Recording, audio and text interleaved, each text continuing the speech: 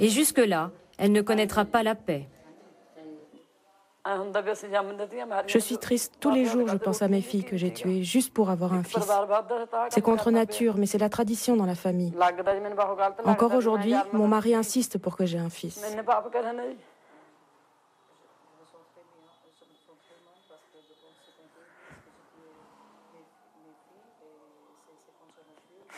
C'est contre de telles mentalités que les brigades antiféticides se mobilisent. Et c'est pourquoi Shripal Shaktavat a donné le feu vert à Meena Sharma pour piéger les médecins.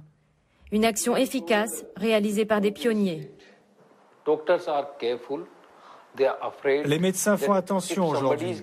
Ils savent maintenant qu'une femme enceinte qui vient consulter peut avoir une caméra cachée. Grâce à nos opérations coup de poing menées par Meena, on a obligé les médecins à prendre conscience du déséquilibre démographique.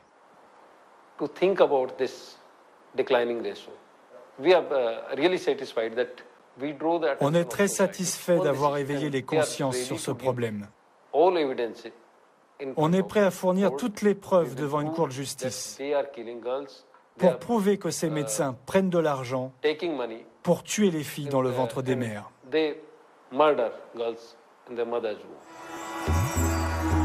Grâce à ces actions coup de poing, tous les jours, des cliniques sont scellées, le matériel d'échographie saisi. Nous sommes ici à Patran, dans l'Haryana. Cette clinique est désormais fermée. Derrière le bâtiment, l'horreur.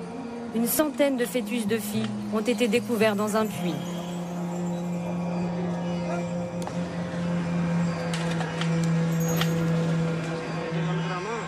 Ces docteurs, richissimes, n'éprouvent bien sûr aucun remords. Pire, ils se sentent presque investis d'une mission. मेरे पास एक्सपीरियंस है, मेरे पास डिग्री नहीं है, लेकिन जो मेरे पास एक्सपीरियंस है मैं किसी को कह तो सकता नहीं, लेकिन मेरे को तो वो एमडी से भी ज्यादा मालूम है। वो अलग बात है। मैंने बहुत सी जानें बचाई हैं जो अपने बड़े-बड़े हॉस्पिटल खोल के एमडी बैठे हैं, एमएस बैठे हैं, उनके केस मैंने ठीक किए हैं। 35 000 cliniques privées sont enregistrées légalement en Inde. Il en existe au moins autant de clandestines. Quand ils sont arrêtés, les médecins encourent 5 à 10 ans de prison, de fortes amendes et la suspension temporaire de leur licence pour pratiquer les échographies. Il n'est pas rare de voir une clinique fermée rouvrir quelques temps plus tard, sous un autre nom, avec le même médecin en attente d'un hypothétique procès, dans l'impunité la plus totale. Amarjit Singh, un travailleur social payé par le gouvernement, le constate tous les jours. Les médecins qui font les échographies et les avortements, ils sont très riches et très puissants. Certains contrôleurs du gouvernement sont honnêtes et font bien leur travail. Mais c'est une minorité. La grande majorité ferme les yeux sur les agissements des médecins.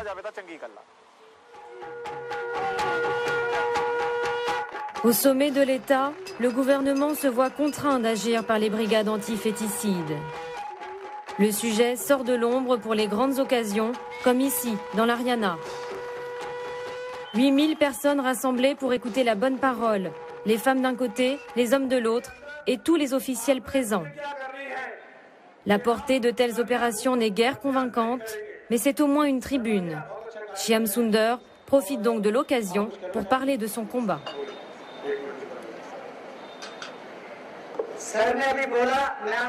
J'ai besoin de votre soutien et de votre bénédiction pour faire de grandes choses dans l'Haryana. Partout où je vais, chaque pas que je fais, je rassemble des gens comme moi, des travailleurs sociaux qui veulent avancer. Souhaitez-nous bonne chance. Bravo l'Inde. Le Chief Justice, l'une des autorités les plus puissantes de l'État. On pourrait s'attendre à ce qu'il insiste sur les sanctions encourues par les médecins, mais c'est des mentalités qu'il préfère nous parler. En Inde, c'est un problème de mentalité. Ce n'est pas mon domaine. Moi, je suis le chef de la Haute Cour de justice. Mais il faut que les médecins prennent conscience des conséquences pernicieuses de leurs actes sur le déclin du nombre de filles. C'est pourquoi on organise ce genre de rassemblement, pour changer les mentalités.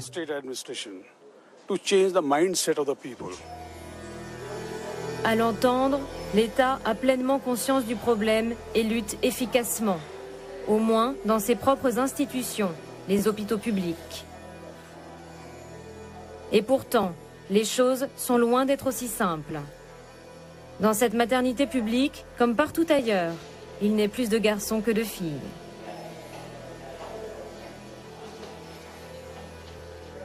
Malgré ça, le directeur des hôpitaux du district se veut totalement rassurant.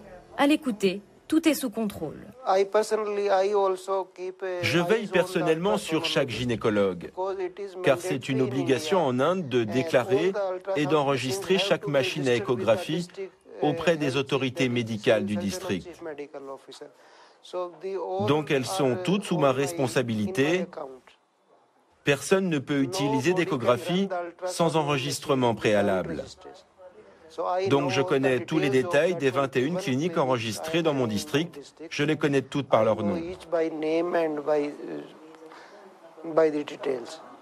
Vous contrôlez tout? Oui, je contrôle tout sans qu'ils le sachent.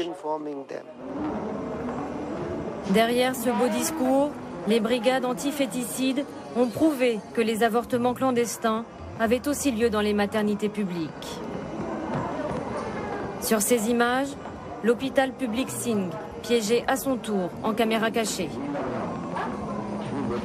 Et ici, loin des pratiques d'arrière-boutique, ce sont des professeurs de médecine reconnus, des femmes qui plus est, qui acceptent de pratiquer les avortements en toute désinvolture.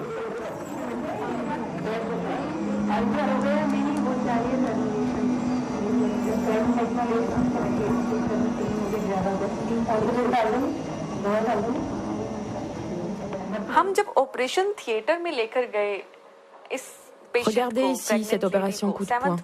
On l'a faite avec une femme enceinte de 7 mois. On est allé jusqu'à la salle d'opération pour l'avortement. On a vu le matériel, le plateau avec les médicaments. Bien sûr, la femme enceinte a dit qu'elle avait changé d'avis, qu'elle ne voulait plus avorter. Et là, dans la salle d'opération, le médecin a essayé de la convaincre d'avorter quand même.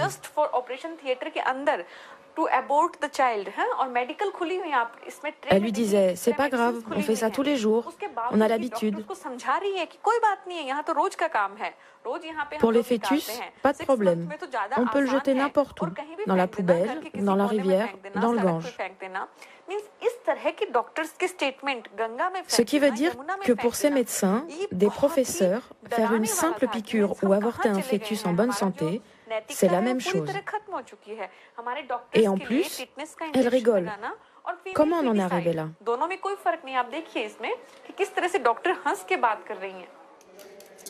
Quand la gangrène est au cœur du système public, l'action de l'État est presque impossible. Seul recours, l'argent. L'annonce date de quelques semaines. Le gouvernement a lancé le programme Déesse de la prospérité, qui entend sauver 100 000 filles d'ici 2009. Un peu plus de 3 000 € seront versés aux mères qui accouchent d'une fille. Une fortune pour ces indiennes, étalée jusqu'aux 18 ans de l'enfant, histoire d'éviter des infanticides une fois l'argent en poche. Dans l'État le plus touché par le féticide, le Punjab, ce type de programme existe déjà, comme dans ce dispensaire de Manipur. Cette femme vient chercher sa première prime, 500 roupies, soit un peu moins de 10 €.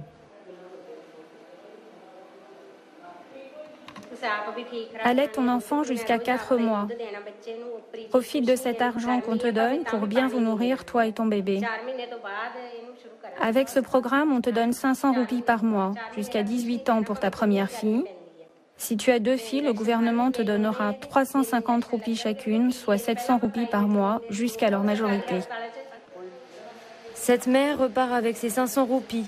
Et de l'argent, elle en touchera encore, mais cette fois, paradoxe, pour cesser d'enfanter.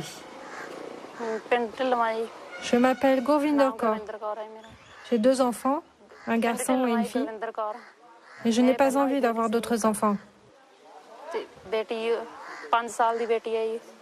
Je vais me faire stériliser, je me sentirai libre comme ça.